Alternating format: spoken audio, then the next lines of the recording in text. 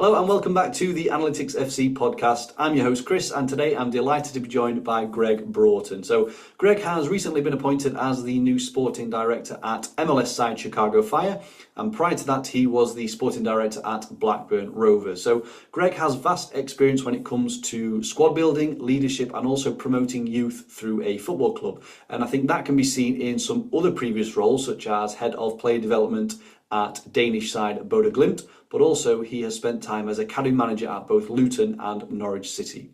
So in this conversation, Gregg shares some of his experiences, he gives some hints and tips on things to consider when building out a squad, but also we talk about the importance of club identity in the whole process too. So without further ado, let's bring Gregg into the conversation. Gregg, welcome to the show. How are you doing today? Yeah, really good. Thanks for having me. Perfect. Looking forward to chatting, Gregg. I know we've kind of got a few things to go into, but I'll start by saying congratulations on the new job. So we're recording this a week or so after you've been announced as the new sporting director at Chicago Fire. So congrats on that. I think it'll be a good place to start. I know you probably can't say much about that because you haven't technically started there yet, but just in terms of the MLS in general then, is that something that you've maybe had your eye on for a while, or just an opportunity that came up now? Like just around that if you can, Gregg. Yeah, a bit of both of those things, really. I remember when I did my technical director's course with the FA, which was 4 or 5 years ago now, one of the key messages that I think came through on the course, both from other people on the course, but also from some of the people speaking, were trying to choose your owner. It's less about the club and it's more about choosing your owner. And I think the thing with Chicago Fire and their ownership is you've got an owner there who really cares about the club, really cares about the infrastructure, has built a brand new training ground, wants to build a new stadium in downtown Chicago, but also really understands how the club is a cornerstone of the community there with Chicago. So I think the project was really, really exciting. Really exciting to work with Gregg Broughton on his first job after coming out of the national team. Yeah. Just looking forward to getting started, really. Perfect. So you mentioned Gregg, the other Gregg there as well. So from what I kind of seen from the post that came out, Gregg, so you're going in as sporting director, the other Gregg is head coach and director of football, is that correct? So how, because that's maybe a little bit different where some people might see the sporting director and the director of football as one of the same. So how does that going to kind of work? Maybe you're still working that out, but how does that maybe differ to previous clubs in the past? Yeah, I think we've got clarity on our side on how that will work. So this is going to confuse you with all the Greggs, but I think Gregg Broughton has control of the sporting side of the club. He is the head coach, but he's also the director of football. Yeah. My job is to support him across the sporting organisation. I think we're pretty aligned on how we see football being played, on how we see recruitment working, on how we understand the development of players. So I think that will work really, really well. And ultimately, I think that the head coach or the manager certainly in English clubs, always has the final say on everything anyway. Yeah. So I don't see this being any different when there's when we as a recruitment team are putting a player forward to Gregg, he will get the sign off. But that was no different to Blackburn Rovers or other clubs I've worked at. The head coach or the manager has always had the final say on those things anyway. Yeah, definitely. So, and I also, which may be of interest to people watching this, depending on when this is going to come out, Gregg, you recently I've seen you're advertising for someone in the analytics department of the club as well. So it does seem like the club is going through this kind of rebirth almost. I think they kind of seemingly had a struggle season last season. But, you know, with a lot of changes, you being also involved in that, there seems to be kind of a lot going on at the club and lots of changes happening at the same time. Yeah, look, Chicago Fire are the sleeping giants of American football. We really, really believe that. Obviously, they haven't made the playoffs now for a number of years. Obviously very, very successful in early MLS days, but not so much recently. So our job now is to try and rebuild the sporting side of the organisation to ensure that we have success in the future. And data and analytics are a key part of that. They've got some really, really good, talented people in place at the moment. And we need to continue to grow that team, to develop that team, not just to support the player recruitment, but to support the use of data across the organisation. That's the kind of the story behind that advert going out. Yeah, perfect. And then just in terms of the different nuances that come with the MLS, and I'm no expert in the MLS group, but I understand there's different kind of, especially when it comes to recruitment in terms of salary caps and the types of players you can bring in, etc. So can you just talk a little bit around some of them for those that maybe don't know how the MLS may differ to the Championship, let's say? Yeah. Well, I think my initial experience in speaking to the people who are long in the tooth and are very, very experienced with this is there's a very, very long and detailed guide that the MLS release and update every single year, which has the exact breakdown of it. And the thing that I've been told to be careful of is that, firstly, this is quite a fluid document. Yeah. And secondly, that when one part of it moves, it affects the other parts as well. So you can never look at it. You only ever look at it as a snapshot of the moment in time. You've got to realise that tomorrow, depending upon the contractual situation inside the club and also players coming in and out, that can change the whole picture. Yeah. But to sum it up, clubs have a central salary cap that players work in, and the majority of the squad sit in that salary cap. But then you have this ability to bring in designated players who sit outside the salary cap. And there are also some under 22 slots that sit outside the salary cap. And then there's various other nuances within the salary cap as well. So I think it's trying to ensure that those designated player signings have to be the most effective players in your squad. And that's something that Chicago Fire have done really, really well in the past. If you look at some of their player recruitment, Duran being the outstanding example of a player who's come in and now obviously been sold and has had a really, really good start to the season with Aston Villa. So I think George Heitz and the rest of his staff deserve great credit for the foundations that they put in place at the club. And our job now is to build on those foundations and take it forward. Yeah, definitely. So, I mean, we're going to kind of touch upon some of your other roles as well, your previous roles, Greg, but I think one thing that will come to kind of people's attention is that in previous roles, you have had a big focus on youth development and kind of the academy players coming through and kind of forming that squad. So how do you think about that in terms of, most people that are listening and watching this will know or be somewhat familiar with the E12P, the category system of academies in this country. How does that differ then over there? Will the academy be something that you will be leaning on, as you have done in previous roles, to build that squad in Chicago? Yeah, look, I think the academy is absolutely vital. And I'm also not naive that probably one of the things that my experience has given me the chance of getting this opportunity to work with Chicago Fire is my experience and working with young players in an academy background. Yeah. The club's made a really, really good progress in terms of the work that they've done with the academy so far. Really good group of staff working in place. And if you look at the first team at the moment, 2 regulars in the first team from the academy doing really, really well. But I think, look, Chicago has a huge population. It's a one-club city. It's a one-club state. And on the states on either side of Illinois as well, there are no MLS clubs. Yeah. So we've got a huge population and a very, very diverse population to play with. So if we can get the recruitment right into the academy and ensure that the pathways are clear to get into the second team and then hopefully to train with the first team, there's no reason why we can't have really, really big success in that area and build on, again, really good foundations that are already in place. Yeah. I mean, it's interesting you said about the kind of no other MLS in the club in the region, because just going back to your time at Blackburn, I think in terms of the catchment area that you probably had to deal with up there in the Northwest, there was huge competition for bringing in these young players. Yeah, it's fairly brutal, the Northwest, as is London. So I think, look, you've got those 2 areas in the UK especially, where it is dog eat dog, and it is very, very hard not only to recruit but to retain players as well. But also there's advantages to that, because if a player doesn't make it at one of the other clubs in the area, you have a chance of bringing them in and them doing well then in your academy and onto your first team. Whereas I think about when I worked at Norwich City and also when I worked at Bodo Glimt, which was 2 clubs which had quite geographical extremes in terms of where they were situated. Yeah. If a young player didn't make it at your academy, quite often they would drop out of the game altogether because there were no other second chances for them to go into. Yeah. An example of a player who's kind of bounced back from that would be Joe Taylor, who's a player that fell out of the academy towards the end of my time there at Norwich City, but then has made his way back up through the football pyramid, reset at Kings Lynn, got a good move to Luton, has had a couple of really, really good loans before going back into Luton's first team squad this season. So it is possible, but it's a lot harder. Yeah. So there's positives and negatives to both sides of that. Yeah, definitely. So interesting you mentioned Luton. That is another one of your previous clubs there as well, Greg. So let's kind of just go on the whole kind of career path in general then, Greg. So I want to ask you, so and I'm going by your LinkedIn profile here to get some of the information from this. So your first football job looks to be a coaching role, which is all the way back in the 90s. So, and this is not to age you, Greg. So I would have probably been too young for you to coach me at that stage. So it's a long time ago. So you've started coaching there. You've had spells at Wycombe, Rushden and Diamonds, Luton, eventually then becoming the Luton Academy manager, and then on to Norwich as well, which you mentioned. So can you just talk about kind of the route from the coach back then to now the sporting director, Greg, kind of. Yeah, of course. And maybe when in your career did you decide to kind of go towards that route? Yeah, pretty early is the answer to that last question. But look, I'm the oldest of three brothers. I've got two younger brothers, and grew up in a single parent household. I was always the tallest boy in my year.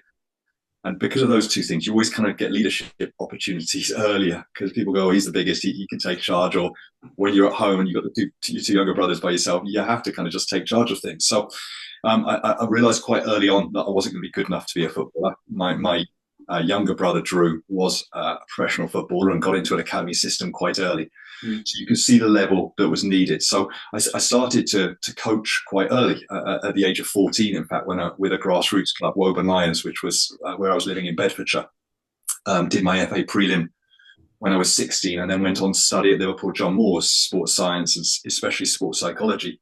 And then after graduating, had a chance to spend some time in the States working on summer camps and was kind of balancing between some work in the States and some project management work in a more corporate life back here in the UK. Yeah. And I had to kind of make a decision then about whether I was going to throw my hat in the ring and do this full time or whether I was going to just have football as a hobby. And at that stage, I got the opportunity to go and do my first full-time job at Russian and Diamonds, which was a really, really unbelievable opportunity. Just a great apprenticeship, fantastic facilities, really good people, a club on the rise. And if I think back to some of those people who I worked with at Russian and Diamonds, so the manager, and he was the manager, not the head coach at those times, was Brian Talbot, who had come from an unbelievable grounding at Arsenal, and had really, really high standards. Cyril Lee was his head scout, who just able to learn loads about talent ID off him. Terry Wesley was the first team coach, who's obviously gone on to be a manager, a work within the Premier League, to be an academy director. So in terms of player development, Steve Spooner, who's the under-18 coach still at Birmingham City, just the human side of working with him. Barry Hunter, who's very, very high up in the talent ID and player recruitment side at Liverpool, was head coach for a time, was player captain as well. And Jeff Harrop, who was the head of youth initially, just in terms of youth development and some of his experiences previously to that. So just a really, really good 6 years. And we saw the rise from the National League back up to League One. And then unfortunately, because the Dr. Martens money, the club was owned by Doc Martens and Max Griggs, that began to dry up. And the club began to lose its way a little bit at that stage. And I had the opportunity then to move to my hometown club, the club that I grew up supporting, Luton. Okay, nice. So, and what league would Luton have been in when you joined then, Greg? They're in the Championship and they just missed out on the playoffs. So that must have been 2006. So went in there initially to help set up some recruitment programs for the club. I think the club had some recent times in administration and maybe had to make some cutbacks previously on player recruitment. So initially kind of focusing on the 12s to 14s and the pre-academy in at Luton Town. So we did some work again, and one thing I learned very, very quickly then was the amount of players who were playing grassroots football in that kind of 12 to 14 who'd either been overlooked early or maybe been in a club and fallen out. So we were able to bring Corey Woodrow in, who's still a player at Luton now. He'd had a spell away and got back to the club, and eventually we sold him to Fulham, but now he's back at Luton. Dave Molly came in at the same kind of age, who the club then sold to Liverpool, and Michael Caine, not the Michael Caine, but another Michael Caine, who the club then sold to Leicester City. So a clutch of players coming in then at 12 and 14, and then at the same time really focusing on the pre-academy, supporting a guy who was in charge at that time called Stuart Smith. So with the under-8s, the group born in 1998 was probably the one that caught the most headlines because they had James Justin in the group and they had Jamal Lewis in the group and they had Jada Silva in the group. They had a lot of success on the pitch as the group and caught a few headlines because of that. And then going on through the next few years, so Max Aarons and Charlie Patino and all of these other young players who were in and around those foundation phase age groups as well. And then when the new ownership group came into Luton and took the club over because the club had suffered successive relegations because of some financial irregularities off the pitch, I was lucky enough to be given the opportunity to be academy director, which was the dream job at my hometown club. Yeah. But we were fighting relegation out of the Football League. We'd started on minus 30 points, which was a huge injustice served by the Football League and the FA for it was a punishment that didn't fit the crime. and really almost killed the club. But I think one thing you saw from that was the 2020 group, who were still in charge of Luton now, had absolute clarity on where they wanted to get to and how they were going to get there. And even with all of those knockbacks in the National League, where we kept losing the playoffs year after year, didn't stray from their mission, didn't stray from their values, didn't stray from where they wanted to get the club. So to see the club as a Luton supporter then back in the Premier League last year was absolutely fantastic, and full credit to all of the people there who are still involved in that. But I think my time at the end there was really tough. We'd lost in the playoffs to AFC Wimbledon on penalties at the Etihad. And within 24 hours, all of our player registrations became invalid. So that kind of final year, I spent more time fighting tribunals with the Premier League and the Football League over the registration rights for young players than I did actually trying to focus on developing footballers. Yeah. But a great experience and one that served me really, really well in my career. Yeah, definitely. So we mentioned kind of the focus on youth players and development, but you also said the word leadership as well. So I think from those earlier roles then, Greg, especially the academy roles, would you say what did you excel in the most? Was it the leadership? Was it the organisation? Or was it the kind of the talent ID of these players? Like, where did you feel that your skills were at that time mostly? Yeah, I worked out quite quickly that I was competent as a football coach, but no more than competent. And when you see really, really good practitioners, which I did at Russian and Diamonds, I knew straight away that wasn't going to be my career path. Yeah.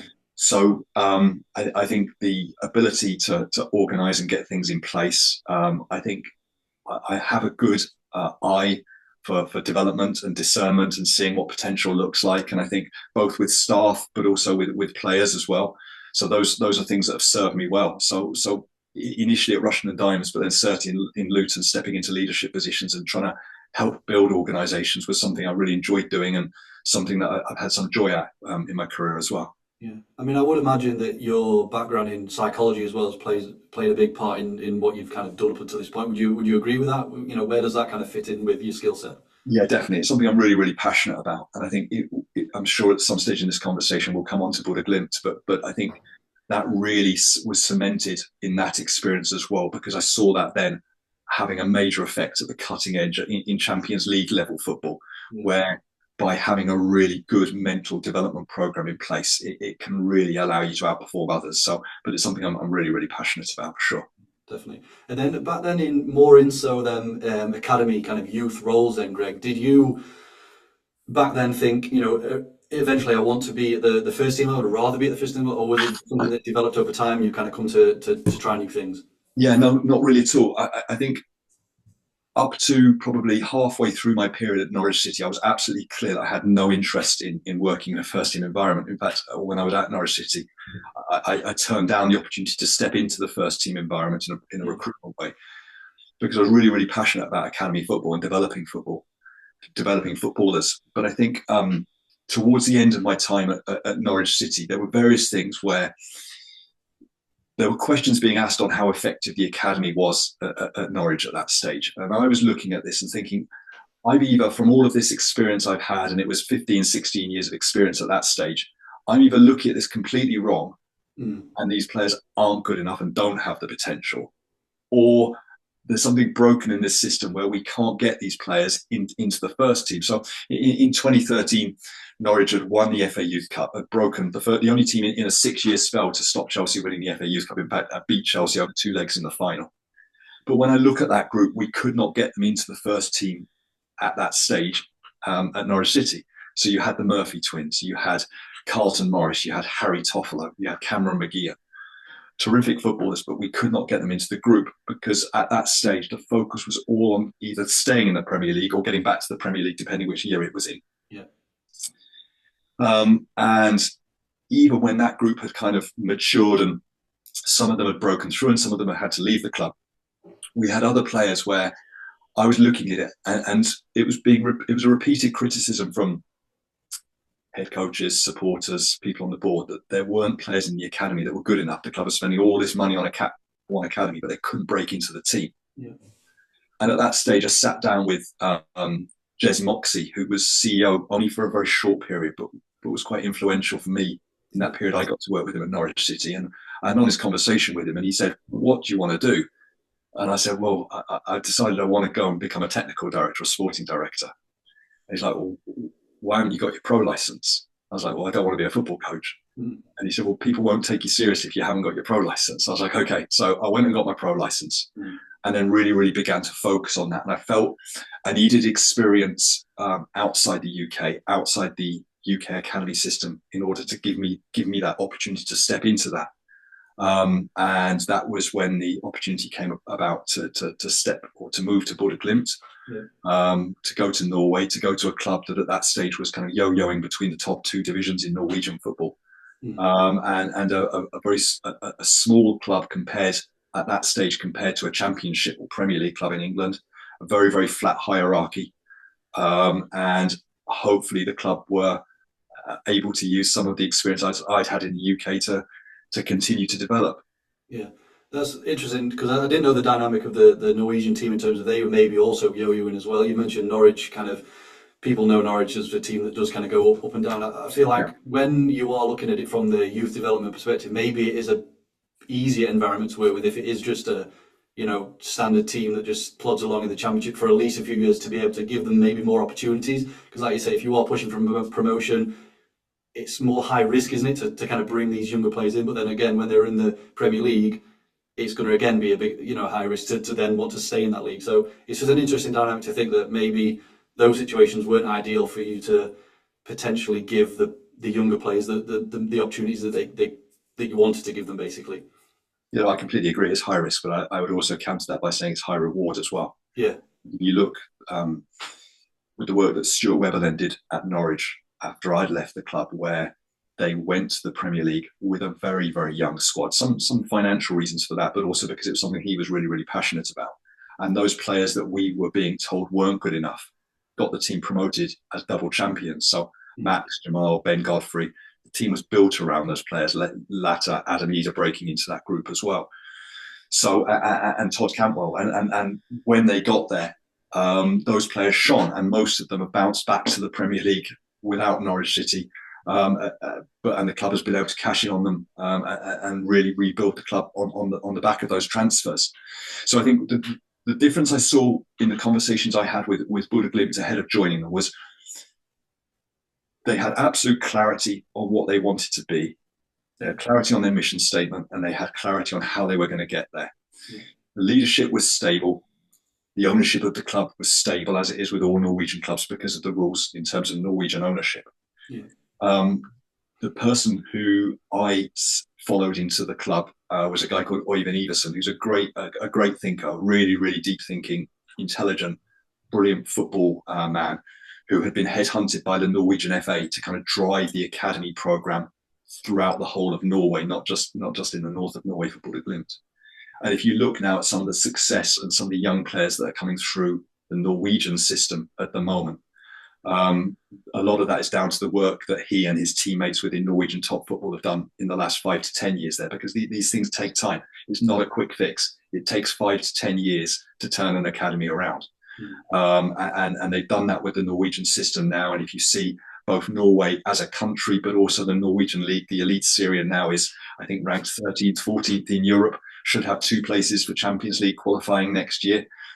So those things take time. But you could see the potential that was in place at Bodo Glimt. And because of the recruitment work we were doing at Norwich within Scandinavia, you looked within the Norwegian youth teams, under 16, 17, 19, 21s, and there was a clutch of players there who were just on the verges of breaking in at Bodo Glimt. And you're thinking, well, if you can get this group in and playing regularly, we're going to have half a chance of becoming a stable elite Syrian club, which was the aim at the time. Yeah. The fact that the club has now gone on to be a stable European club and would probably be ranked in the top 60 of European clubs now was beyond where I think any of us felt it could go at that stage, but just shows that, again, by sticking with a plan and not panicking when it doesn't work straight away, you can have great success off that. Yeah, definitely. So you mentioned stick with the plan, clarity, and on your LinkedIn profile as well, Greg, there's a bit on there when it's on the Bodo Glimt kind of role that you had was focusing on club culture.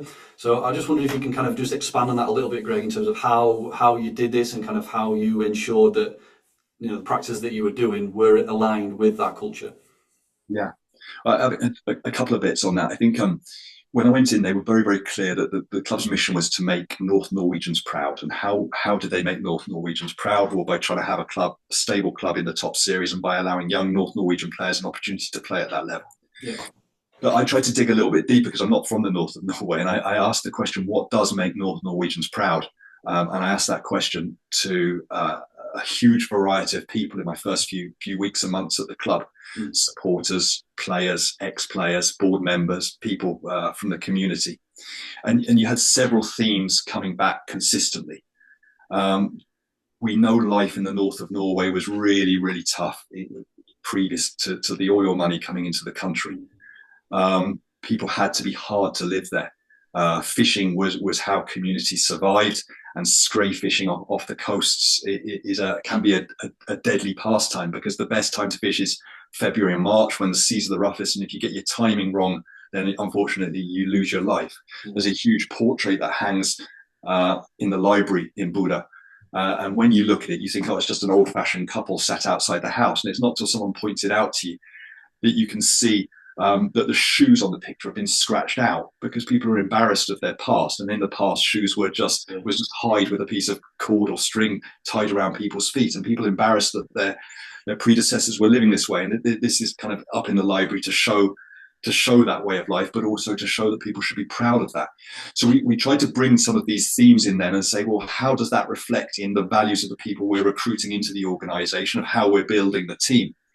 And I remember I had to do a speak on behalf of the club at a opening of a new bank within the city, and lots of people from the corporate environment there from the north of Norway.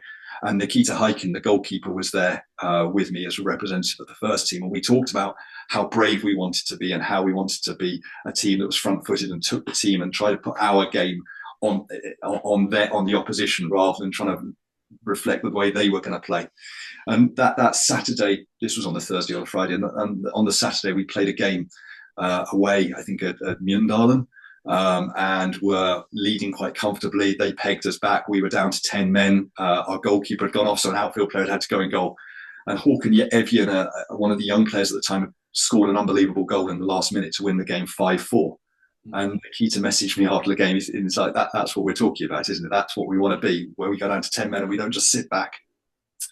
And you've seen that now in terms of the performances of the team, especially in European competition, which is because you can say the Norwegian league is easier to do that in than maybe some of the bigger leagues in Europe, which is a fair observation. But then when you look at the performance of Bodo Glimt, and also Molde to some extent in European competition, they far exceeded expectations and done fantastically. And if you look at some of the types of performance as well, going away to San Siro and going toe-to-toe with Milan in that environment. Celtic away at a packed Parkhead with Ange in charge and completely outplaying Celtic, not just there, but over the two legs, and the same with Alkmaar that same season. Roma giving Mourinho his heaviest ever defeat at that stage, 6-0 or 6-1 at home. And then even this season, they play Porto in the Europa League at home, are behind, are down to 10 men, and just keep attacking, because they believe that's the best way of winning games and achieving your aims, and eventually win the game 3-2 against a previous Champions League winning team. So building culture and having that identity running throughout the club, and then it links to everything. That's for me the fundamental piece of work you have to do in any organisation, not just a football club. Yeah, I love that. That's really good. So one thing again, I'm picking this from your profile, Greg. So I'm just going to read a little sentence out here. So this was at Bodo Glimt. So helped to increase the league minutes played by players under the age of 21 from 9% to 27% by clear succession planning to deliver a strategy of homegrown players. So just a couple of questions on the back of that, Greg, if we can. So what's the first step to be able to achieve this? If that's the goal, to increase the percentage of young minutes, other than just start picking the younger players, what are you thinking about at that point, and what kind of things do you have to implement within the club? Well, first of all, the most important thing is there has to be players within your youth system who are good enough. At Bodo Glimt, I felt there was, and the same going to Blackburn Rovers, I felt there was within their academy. If there aren't, because your academy hasn't developed enough yet to do that, then you're on a hiding to nothing if you try and achieve that. Yeah. I think then it's about the environment. It's about having a head coach who believes in the development process, believes in how to develop young players, and gives them a chance. And both Kjetil Knutsen, the head coach at Bodø Glimt, did and continues to do that. And the same with Jondal Thomasson, John Eustace of Blackburn Rovers. They both do that as well. So that's absolutely key. I think squad size is absolutely fundamental to it as well, because the primary job of any head coach is to keep his squad happy. Yeah. And if players 23, 24, 25, 26 in the squad are not happy, it's going to affect training, it's going to affect the mood in the camp, it's going to affect the changing room and make it very, very hard. So I really, really believe that if you can have a tight squad of 20, well, again, it depends a lot upon the competition and the intensity of the competition, but within the championship, if you can have a squad of 22 players who are ready to play, then I believe players 23 to 28 have to be young players from the academy or players that you've recruited in late into the program to support that mechanism. Because then when injuries and suspensions inevitably happen, if you believe that you've got the talent ID part right, then those players will step up, and then you don't know how they're going to do. But usually they surprise you and far exceed your expectations. Yeah. So when you went in then, Greg, to Bodo Glimt, was the head coach, was that this person that had been there before you, or were you going in with a new head coach as well? Just so, because I'm trying to understand a bit more of why it was as little as 9%. Was that to do with maybe the previous coaches, the style of play that was then tweaked a little bit? Just what was the coaching situation at the time there? Yeah, no, Kjetil had moved from assistant coach to head coach in that same period I joined the club. Yeah. But again, it was the academy system was quite new in Norway and was still being developed. And I think if you look, it had just gone through a dip slightly previously. But what in the year they'd been relegated from the elite series, where I get my dates mixed up now. It's probably 2016 year. You had a group of young players who were on the verge of the first team, but had suffered a lot of injuries and hadn't really been ready, and the club had been relegated on the back of that. But Patrick Berg had already made his debut. Fredrik Bjørken had already made his debut. Jens Petter Hauge had already made his debut. But they were by no means regulars within the team. Yeah. So I think between 2017 and 2018, those players then broke into the team and became more and more regular. And then you had players like Håkon Evjen who were also breaking into the team as well. But the squad was tight. It wasn't huge numbers in the group, and Kjetil believed in them and gave them opportunities.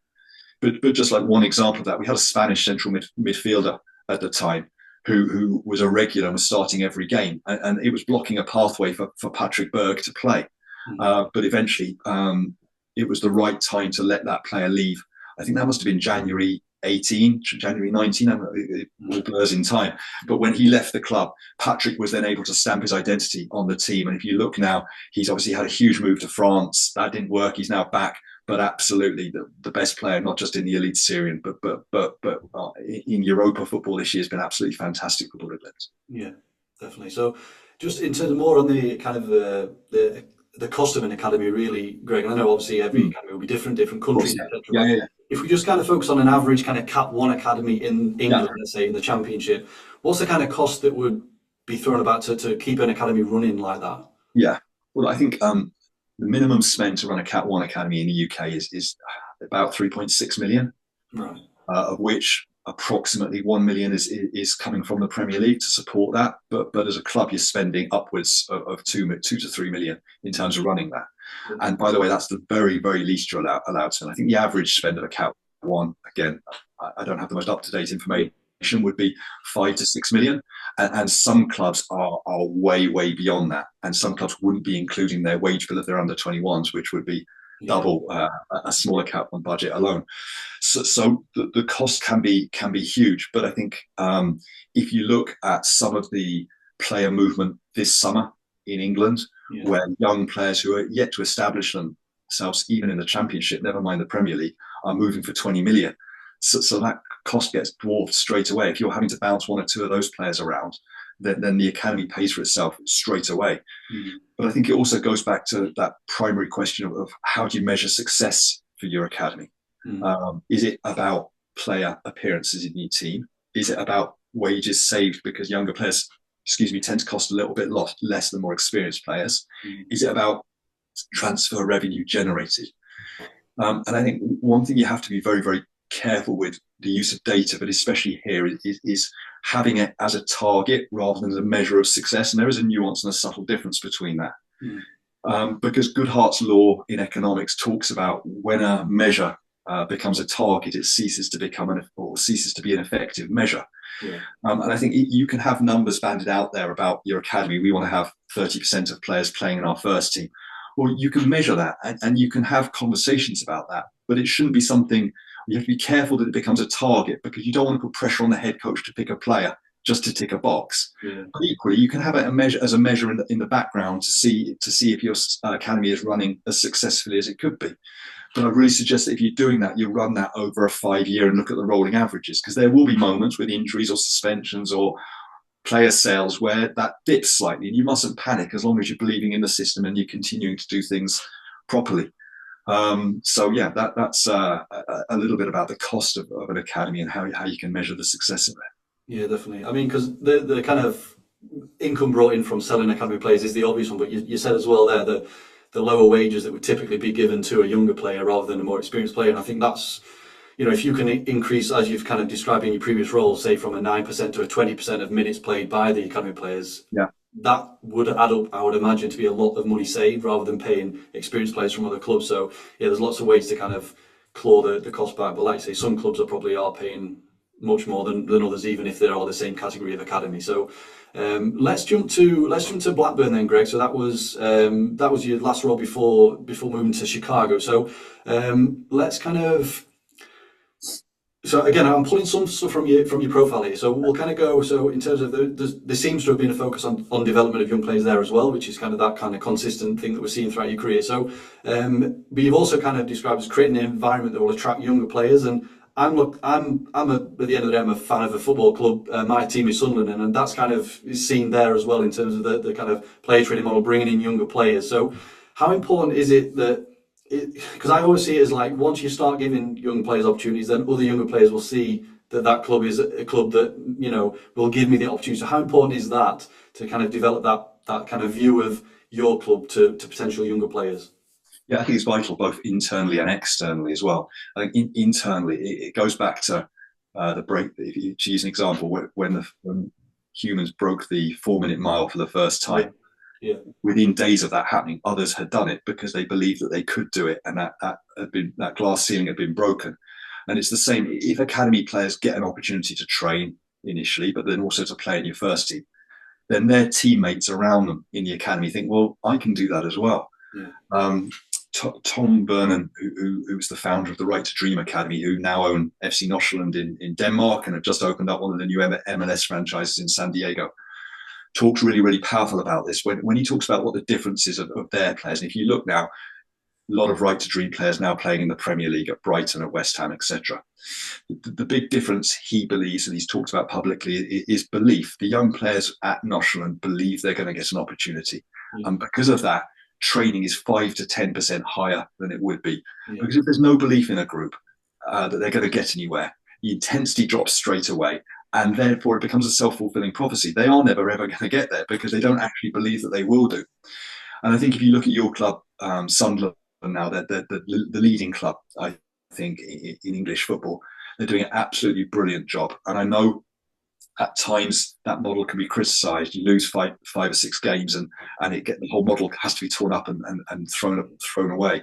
But if you look at where they were when the owners and when Christian went into the club as a club that was struggling to get out of League One to a club now that is repeatedly challenging for a top 6 and this season a top 2 place within the Championship with the youngest average age comfortably within the league, having sold players already and having a clutch of players. They've got probably 5-6 players now that they could sell for double digits. So they've done an absolutely brilliant example by that, but it would have been easy to walk away from that model. They get criticised time and time again, and your owners have to be absolutely sure about it and stay with it, and be able to ignore the noise for that to be able to pay off in the long term.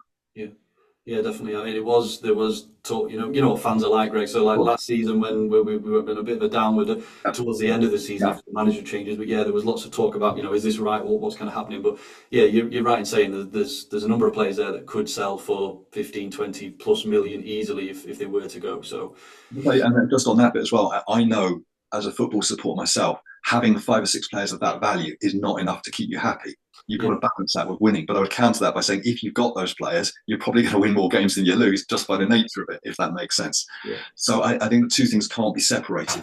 But sometimes you have to go through that pain to be able to get to the really good place. Yeah, we've had a lot of pain, Greg, as a Sunderland. We've spent far too long in League One. So, just another thing on your time at Blackburn then. So, I think it was an interview you did with maybe the press at Blackburn then. So, but I think this is also on your profile. So, you were asked, one of the things that you were asked to do was lower the wage bill and bring in some transfer funds. So, I just want to kind of throw that back to you, Greg, in terms of how do you go about doing that? Because obviously, when you go in there, a lot of the players are already on contracts. There's nothing you can probably do about those contracts that are already in there. So, what's the first kind of steps you take to try and get that moving in the right direction in terms of lowering that wage bill?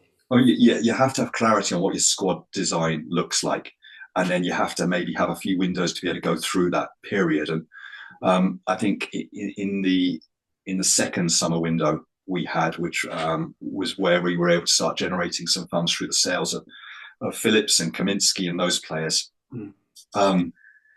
Was where we were able to start generating some income coming into the club. I think nobody would have liked to have seen Adam Wharton leave the club in January of this year when he did. And I think the club would have gone on to achieve a higher, not significantly higher, but a higher transfer fee for him had he been able to stay beyond that. But great credit to Dougie Freedman and to Crystal Palace, because they saw an opportunity where no other clubs were prepared to move during that window, certainly from the Premier League. Yeah. There was big European interest in him, but a lot of the European clubs, again, were kind of waiting till the summer because that's where they had money to spend. Yeah. And when that offer comes in, then you have to put that to the owners. You have to caveat that by saying, by the way, this is going to be the impact on short term on team performance, but also medium term on the transfer fee. But you have to give them the picture, and then as the owners, they have to make that decision. But I think to answer your question as well, is you have to be aligned on the way you want to play and recruit into that model in order then to be able to do that. So an example of that would be, we knew from the model that we wanted to bring in of how we wanted to play, and therefore why we hired Jon Dahl as the head coach at that stage. We needed a 10 or a central attacking midfielder who had unbelievable running data because of the way we had to be able to counter press the ball. Yeah. But also had to have a goal return because we'd lost Armstrong and 1 or 2 others and had to replace goals in the team. So when you looked at Schmodic's data, and Sammy was a player who hadn't featured on any transfer lists for Blackburn Rovers before, and understandably so, because he had unbelievable return for Peterborough in League One, but every time they got promoted to the Championship, and he'd also had a spell in the Championship with Bristol City, his performances and his data dropped right off. And it was some really, really good work done by our recruitment team, Tom Sutton, who's now at Huddersfield, and also our head of performance, Ben Rosen, who's now the head of performance for the Swedish national team, who identified a very small period of games in the year before we joined at Peterborough, where the manager changed. They went from McCann to Ferguson, or Ferguson to McCann. I get mixed up all the time with Peterborough, one of those two. And Schmodic got moved, rather than playing off the left, to a central role. But it was a very small period of games, 6 to 10 games. And if you look at those 6 to 10 games, his performance, his running, his goal return all went or spiked in that period. So it was a risk, but we felt there was enough evidence there, backed by the fact that we knew he was an unbelievable personality. We knew he'd be great for the changing room, that we felt there was enough risk to make that signing. And then if you align that to the playing model, you are then able to try and generate transfer values, because you're signing players that you feel can increase in value.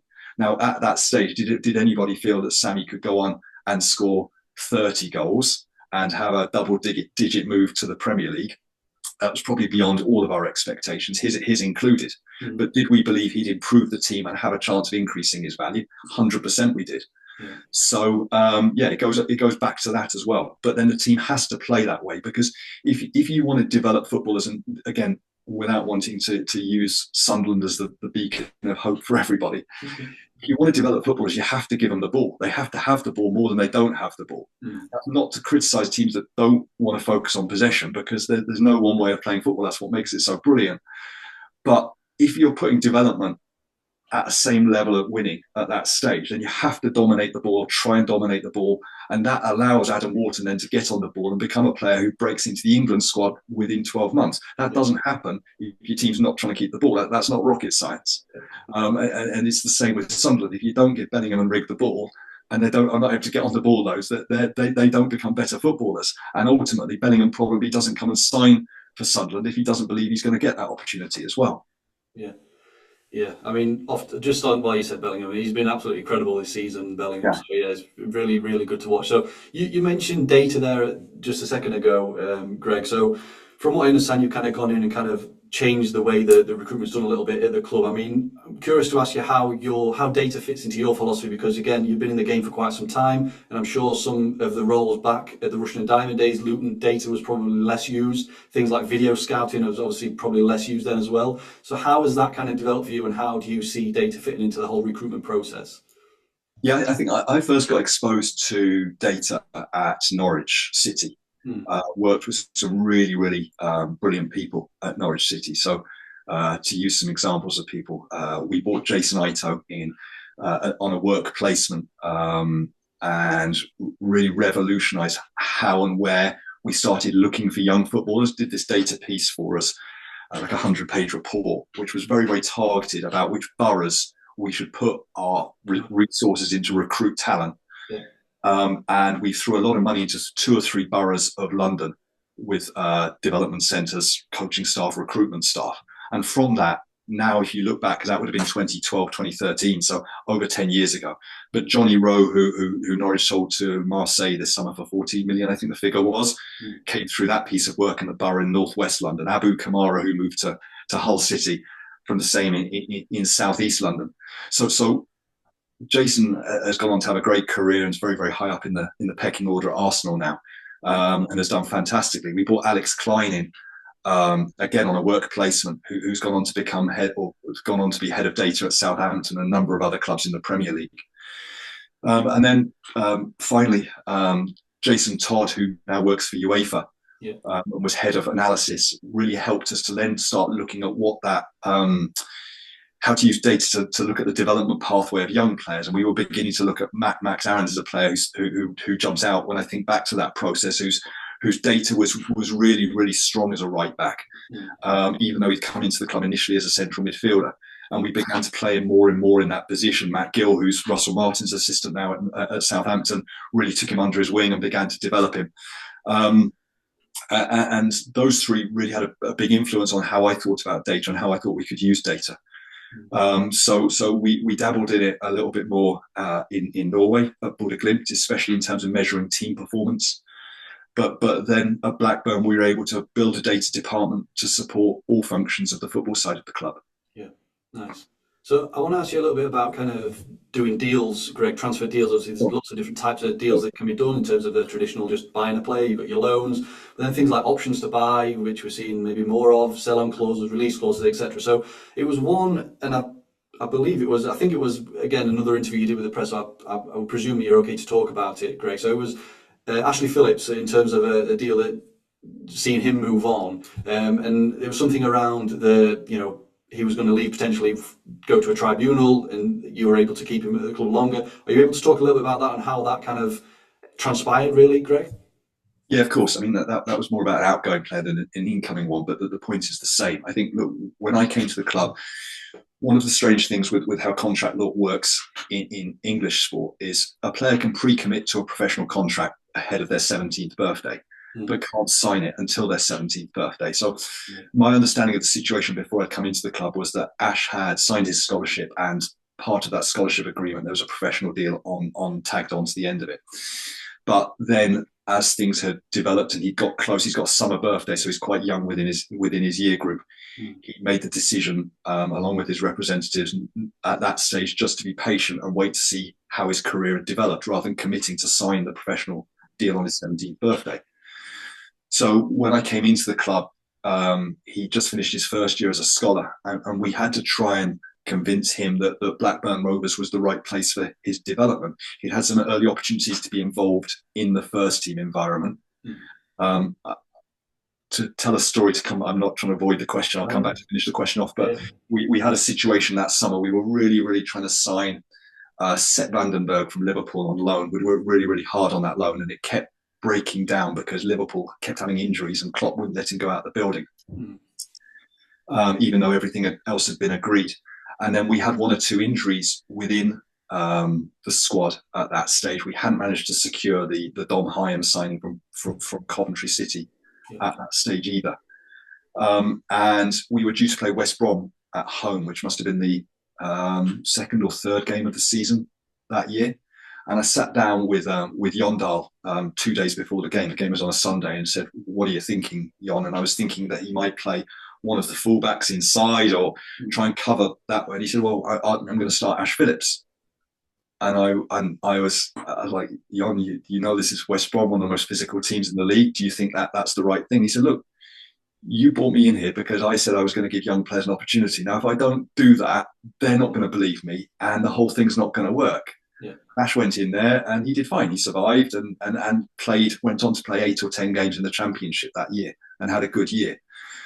So he'd had some early tastes of that the words we were giving him were going to be backed up by reality. Yeah.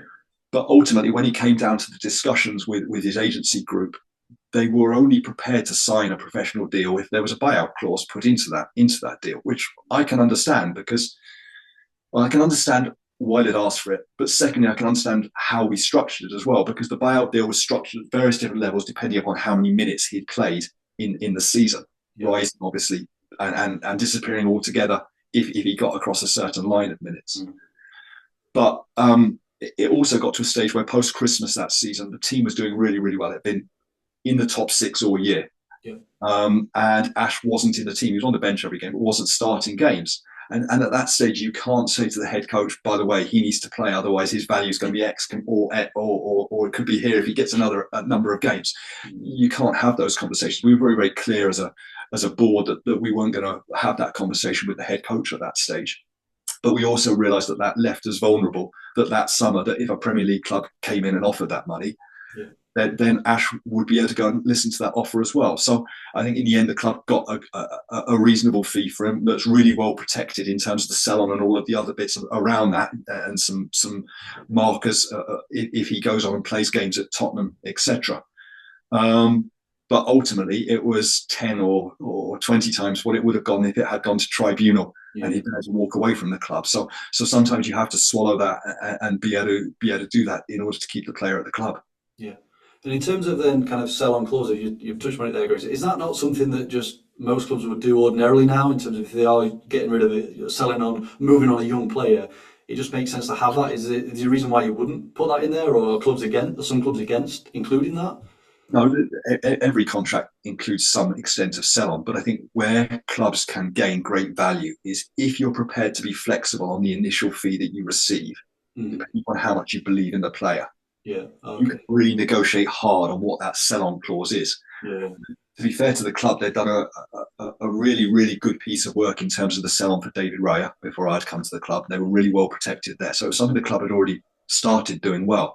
Yeah. And we tried to ensure that we continue to do that and also be open to conversations with clubs as well. That if there's players that you want, but the asking price is too high, can you get to a fee that's maybe a little bit lower by say, well, if this player comes in and says does what we're all hoping him to do, then everybody gets to share in the rewards of that further down the line. Yeah, that's really interesting. So, course your time, Greg. Touch on the hours. Just a couple of final things if we can. So you mentioned Jondal Thompson, obviously the head coach that you work with at Blackburn. Yeah. So am I right in saying that you joined the club just a little bit before Jon, and then did you throw his name in the hat in terms of the head coach appointment then? Is that right? Yeah. I joined at the beginning of June 2022, and Tony Mowbray had left the club a month or so before I'd left. So the club, I think, had already done an initial set of interviews and presented me with 3 candidates that they asked me to be part of the interview process. Yeah.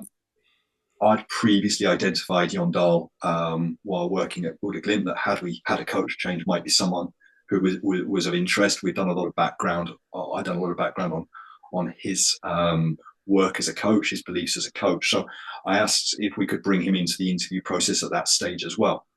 And I think by the end of that interview process, it was very, very clear that we had two candidates who would have been exceptional at the role, Jon Dahl being one of those two. And by the end of it, we were quite unanimous that he should be the person to drive the club forward. So yeah. And was that more so because you felt that he fit the current squad that was at the club at the time, or he fit the style of play you wanted to go towards, or a mixture of both? Like, why was he in there? Yeah, I think the squad was very, very flexible. I think what you'd seen is in the previous 2 years under Tony, and it was quite a stable squad. The 2 years before I joined the team had been very, very possession driven and had a lot of the ball. And then the year before we joined, they'd transitioned to more of a counter-attacking team. So you'd seen that they got the capability to do both of those styles. Yeah. But we knew, again, if it goes back to knowing how you believe you can develop players, we felt we had to dominate the ball more than the previous season. Especially if we were then going to be able to introduce young academy players into the squad as well. Yeah. And Jon Dahl had demonstrated that, but he'd also demonstrated being able to overperform with a team. So for the first time in many, many years, he got Malmo in Sweden, who admittedly are one of the biggest clubs in Sweden, but he got them to win back-to-back titles, which they hadn't done for a long, long time before he joined. But more impressively, he got them into the Champions League group stages, which no club in Sweden has done since he left Sweden, or for many years before him taking that role as well. So he'd overperformed there. And I think if you look at the work he's done now with Sweden as well, they won 6-0 last night to top their Nations League group and give them a real chance of getting a more favourable World Cup qualifying draw. Yeah. So he's continued to demonstrate that. But I think some of the question marks over his style of play have been there from the Swedish press in his first few games. We leave too many space at the back. We attack. We give too much going forward. But if you look, some of the attacking talent he's managing at Sweden now is absolutely incredible. I would suggest with the front three that they've got would be the front three for most countries in the world right now. So it's fantastic to see him to continue to have that success. And I think then also the time spent, albeit a lot briefer, with John Eustace for the last 4 or 5 months at Blackburn Rovers. What you saw somebody there who John really wanted to demonstrate that he could play different ways of football to maybe how he was forced to play because of the resources and what was happening at Birmingham City at that time. I think he demonstrated some of that earlier in his career, albeit at a lower level with Kidderminster Harriers. I think you've seen the Blackburn team this season evolve into more of a style that he really believes in. Yeah. And it's really good to see him having continued success and the club having continued success this season. Yeah, definitely.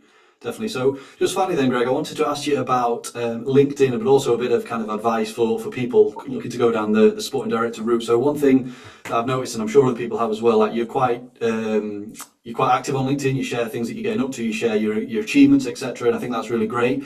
And then I think there'll be people watching this that maybe are, they're in coaching roles, they're in analyst roles, they're in academy director roles, but they might want to target towards going down the sporting director route. So is there any kind of words of wisdom you can maybe share to those kind of people that may want to kind of follow in the steps to become a sporting director? Yeah, look, it's not something I feel 100% comfortable with, and I certainly don't sit on any other social media platforms, but there was a reason and a rationale behind why I started using LinkedIn as a way of sharing things. Was I spoke with, when I had the opportunity to move to Norway and move to Bodo Glimt, I spoke with Dan Ashworth, who was at the FA at the time. Yeah. And he said, just make sure that you're not out of people's minds, because when you're in the north of Norway, you're completely removed from the British game, and people sometimes forget that you exist. Yeah. So he said, firstly, have a regular diarised time where you're touching in and speaking with people in not just the British game, but outside of the country you're working in. Yeah. But secondly, just make sure that the work that you do is public and that you're still in focus. So I started using that at the beginning of the time when I moved to Norway, and I found it really uncomfortable at first because it's not something I find particularly natural. But I think what I found from it is you meet some unbelievable people, you make some great contacts. You have a chance to share ideas and thoughts with people that maybe you've never met before from across the world, not just in football, but in business and in other walks of life as well. And it's something I've continued to do. And I think as a sporting director or a director of football, a lot of people who do that job, especially in the British game, choose deliberately not to speak to the press, and that's absolutely fine. But I think in other countries, you're forced to speak to the press if you do that, especially in Germany, where you're sitting on the bench and you have to do the interviews post-game. So I've always tried to share and be open about not only why we're doing things, but how we're doing things and what the thought process is beyond that as well. And I've enjoyed that process, and it's become a little bit easier. It's still not something that sits 100% comfortably with me, but it's become a little bit easier now, because it's been 6 or 7 years since I started doing that when I went to Norway. Perfect. Nice one. Well, that is everything, Greg. That's everything I wanted to ask you. So I really appreciate your time. I want to wish you all the best in your role at Chicago. Thanks very much for everything. And like I say, you're very open to sharing things, so I really appreciate that. So we will wrap it up there. So thanks again, Greg. It's really good to speak today. Thank you. Thanks. So that's been the Analytics FC podcast. So thanks again for joining us. So if you have enjoyed this episode, please do like, follow, subscribe, and we'll be back next month with another podcast with Analytics FC. Bye for now.